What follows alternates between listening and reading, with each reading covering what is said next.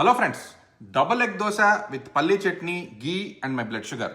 దోశలో మినపప్పు వల్ల fibre are protein ఉంది అనుకున్నప్పటికీ మెజారిటీ రైస్ ఎక్కువ ఉండడం వల్ల హై షుగర్ స్పైక్స్ అవుతుందని మనందరికీ ఆల్రెడీ తెలుసు. కానీ ఈరోజు అదే దోశ డబుల్ ఎగ్ దోశగా వేసుకొని గట్టి పల్లీ చట్నీ అండ్ గీతో తినడం వల్ల బెటర్ గ్లూకోజ్ రెస్పాన్స్ వస్తుందేమో మన కంటిన్యూస్ గ్లూకోజ్ మానిటర్ యూస్ చేసి ఈరోజు క్లియర్గా తెలుసుకుందాం.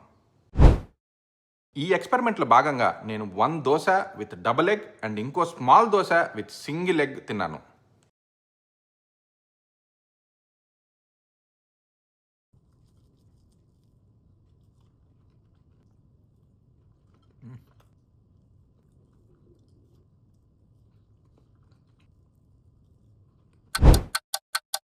Alright friends, double egg dosa with పల్లీ chutney and ghee season results చూడబోయే ముందు రెగ్యులర్ దోశస్ తిన్నప్పుడు rapid and high blood sugar spikes చూసాం. అలాగే మిల్లెట్స్ దోశస్ తిన్నప్పుడు మోడరేట్ బ్లడ్ షుగర్ రైస్ చూసాం. అయితే ఈ రెగ్యులర్ దోశస్ని eggs, peanut chutney and ghee కాంబినేషన్లో తినడం వల్ల కేవలం 24 పాయింట్స్ లో బ్లడ్ షుగర్ రైస్ చూస్తున్నాం, క్రాష్ అనేది లేకుండా. ఇది ఒక గేమ్ చేంజింగ్ కాంబినేషన్గా చెప్పుకోవచ్చు.